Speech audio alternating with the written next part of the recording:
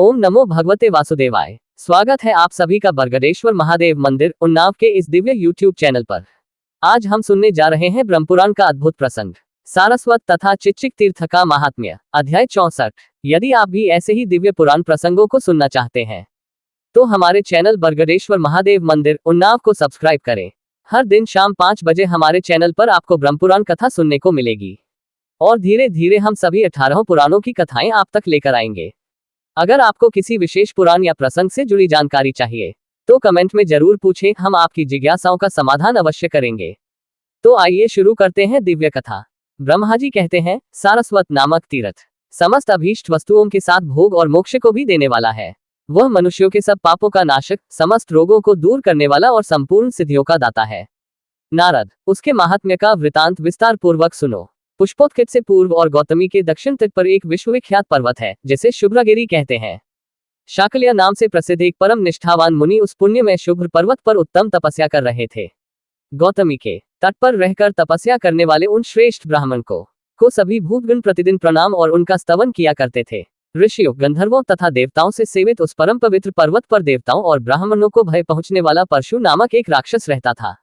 वह यज्ञ से द्वेष रखता, ब्राह्मणों की हत्या करता और इच्छानुसार अनेक रूप धारण करके वन में विचरता रहता था। जहां विद्वान ब्राह्मण शाकल्य मुनि रहते थे, वहां भी वह महापापी राक्षस आया करता था। विप्रवर शाकल्य बड़े तेजस्वी थे। पापाचारी परशु प्रतिदिन उन्हें उठा ले जाने अथवा मार डालने की चेष्टा में लगा रहता था, किंतु वह अपने उद्योग में सफल न हो सका। एक दिन द्विजश्रेष्ठ शाकल्य देवताओं की पूजा करके भोजन करने की इच्छा से आश्रम पर आए। इसी समय परशु ब्राह्मण का रूप धारण करके किसी कन्या को साथ लिए वहां आया।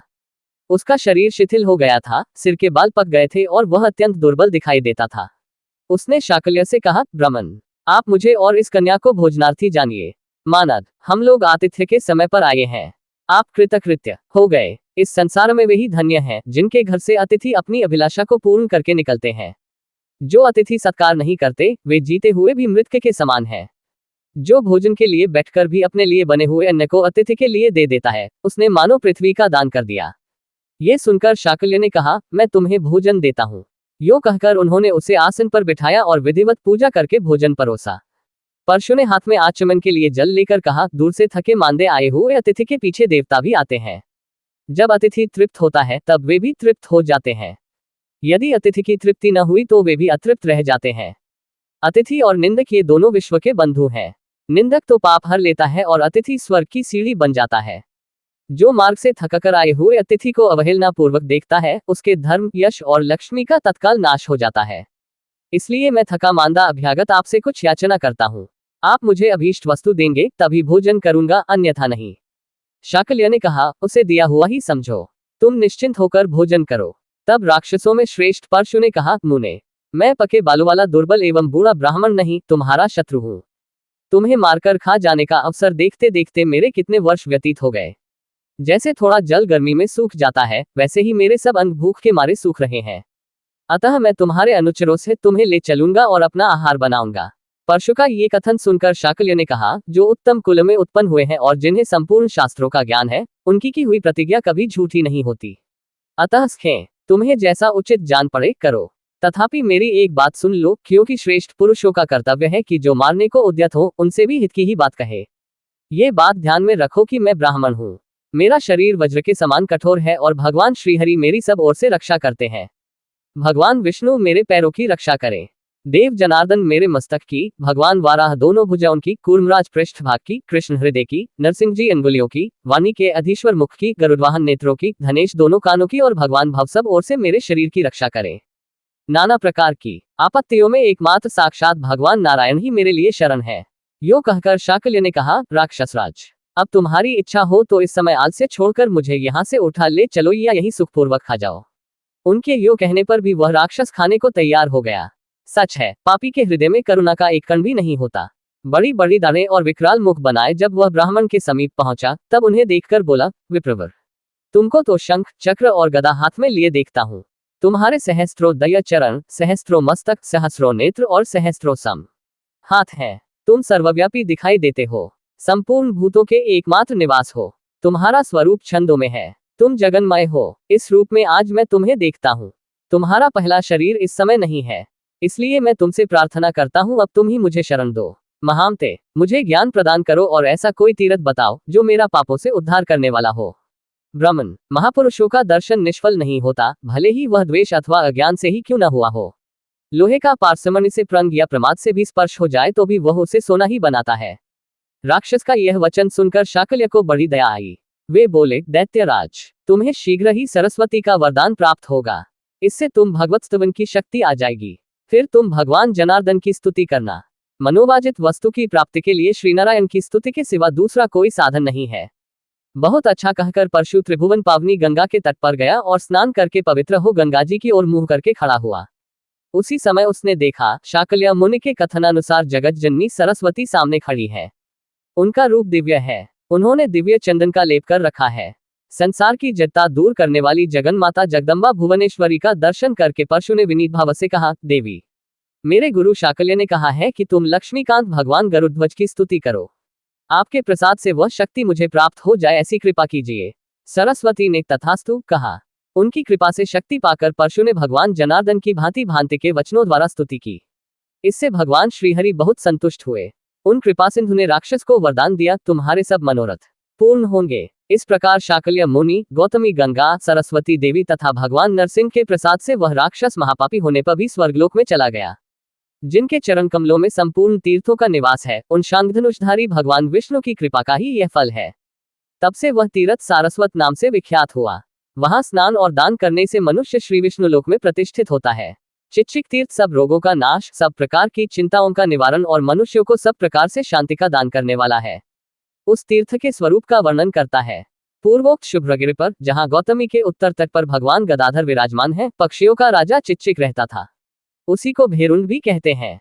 वह मांसाहारी पक्षी सदा उस पर्वत पर ही रहता था। वहां नाना प्रकार के फूल और फलों से लदे हुए तथा सभी ऋतुओं में फूलने वाले वृक्ष व्याप्त थे। श्रेष्ठ ब्राह्मण भी उस पर्वत के शिखर पर निवास करते थे। गौतमी गंगा से उस पर्वत की शोभा और भी बढ़ गई थी। इस प्रकार वह शुभ्रगिरि विविध गुणों से संपन्न और अनेकों मुनिजनों से घिरा हुआ था। एक दिन पूर्व देश के राजा पवमान, जो क्षत्रिय धर्मपरायण, श्री संपन्न और देवताओं तथा ब्राह्मणों के रक्षक थे, बहुत बड़ी सेना और पुरोहित के साथ वन में आए। वन में घूमते घूमते थककर किसी समय वे एक वृक्ष के नीचे आए, जो गौतमी के तट पर था। बहुत से पक्षी उस वृक्ष पर निवास करते थे। वहां पहुंचकर राजा ने चिच्चिक पक्षी को देखा, जिसके 2 मुंह थे। वह स्थूलकाय और सुंदर था। उसे चिंता में निमग्न देख राजा ने पूछा, तुम 2 मुख वाले पक्षी के रूप में कौन हो? चिंतित से दिखाई देते हो। यहाँ तो कोई भी दुख से पीड़ित नहीं है, फिर तुम कैसे कष्ट पा रहे हो? राजा के इस प्रश्न से पक्षी का मन कुछ आश्वस्त हुआ। उसने बारंबार लंबी सांसें लेकर धीरे धीरे कहा, राजन, मुझसे न तो दूसरों को भय है और न दूसरों से मुझे भय की आशंका है। ये पर्वत भांति भांति के फूलों और फलों से भरा है। अनेकानेक मुनि यहाँ निवास करते हैं, फिर भी ये पर्वत मुझे सूना ही दिखाई देता है। अतः मैं अपने लिए शोक करता हूँ। मुझे न तो यहाँ कुछ सुख मिलता है और न मेरी कभी तृप्ति ही होती है। इतना ही नहीं, मैं निद्रा, विश्राम और शांति से भी वंचित हूँ। 2 मुख वाले पक्षी की यह बात सुनकर राजा को बड़ा विस्मय हुआ। उन्होंने पूछा, तुम कौन हो? तुमने कौन सा पाप किया है और क्यों तुम्हें ये पर्वत सूना दिखाई देता है? यहाँ रहने वाले प्राणी तो एक मुख से ही तृप्त रहते हैं, तुम्हारे तो 2 मुख हैं। तुम्हें क्यों नहीं तृप्ति होती? तुमने इस जन्म में अथवा पूर्व जन्म में कौन सा पाप किया है? ये सब बातें मुझसे सच सच बताओ, मैं तुम्हें महान भय से बचाऊंगा। चिच्चिक ने पुनः लंबी सांस लेकर राजा से कहा, महाराज, मैं तुम्हें अपने पूर्व जन्म का वृतांत सुनाता हूँ, सुनो। पूर्व जन्म में मैं वेद वेदांगों में पारंगत श्रेष्ठ ब्राह्मण था। उत्तम कुल में मेरा जन्म हुआ था और अच्छे पंडित के रूप में मेरी प्रसिद्धि थी, किंतु मैं सबका कार्य बिगाड़ने वाला और कलह प्रिय था। लोगों के मुंह पर कुछ और कहता तथा पीठ पीछे कुछ और। दूसरों की उन्नति देखकर सदा दुखी होता और माया फैलाकर संसार को ठगा करता था। मैं कृतघ्न, असत्यवादी, परनिंदा कुशल, मित्रद्रोही, स्वामिद्रोही, गुरुद्रोही, दंभाचारी और अत्यंत निर्दय था।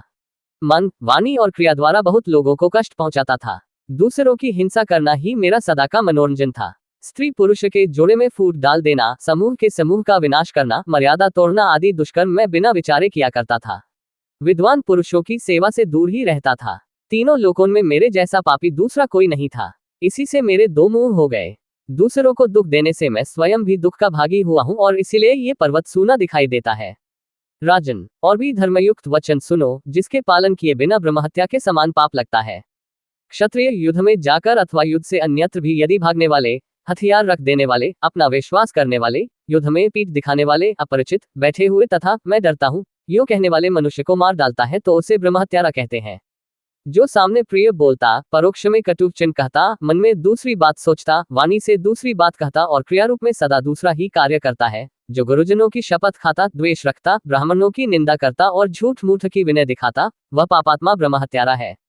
जो द्वेषवश देवता, वेद, अध्यात्म शास्त्र, धर्म और ब्राह्मण के संग की निंदा करता है, वह ब्रह्मघाती है। तारांकन राजन, मैं ऐसा ही था तो भी लज्जावश दिखाने के लिए सदाचारी सा बना रहता था, इससे मुझे पक्षी होना पड़ा है। इस अवस्था में रहने पर भी मुझसे कहीं कुछ पुण्यकर्म भी बन गया था, जिससे मुझे स्वतः ही अपने पूर्वजन की बातों का स्मरण हो आया है।